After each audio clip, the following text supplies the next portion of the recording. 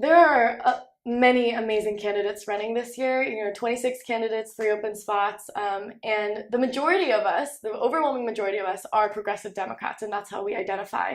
Um, so I think that I would like to end off by saying what sets me apart, and I think it really comes down to 3 things. I think that it's one, I'm someone who feels very personally connected to the issues, not only as a resident here, but also as someone who can really empathize with the challenges that Cambridge residents are facing, especially around housing instability and understanding what it's like to be worried about the place you're living and how long you can live there, be worried about basic living costs and the importance of finding ways as a family to maintain access to education and employment in times when you really need it.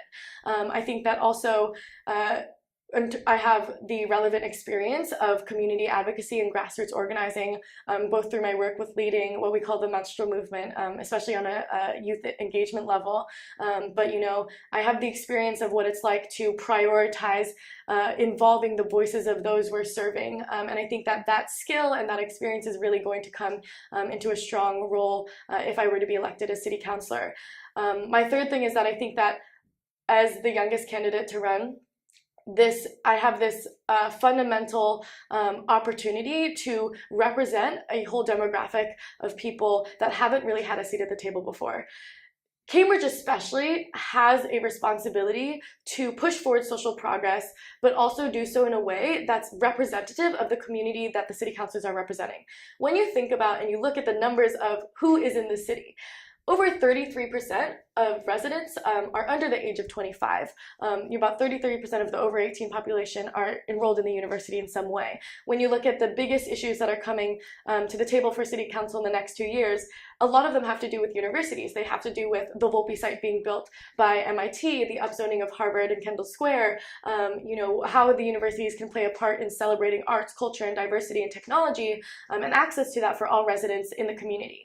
And I think that you still look at the city councilors and you see no student or youth representation on council yet. And I think that I have the opportunity and the passion and the commitment to running for this office and serving as a voice for all residents, but also to add this new representation for this demographic that hasn't been represented before. And I think that more than ever before, we need to push forward more positive community-minded university relations. And I would love to play a part in that. And I want to make my full promise that I want to do that 120%.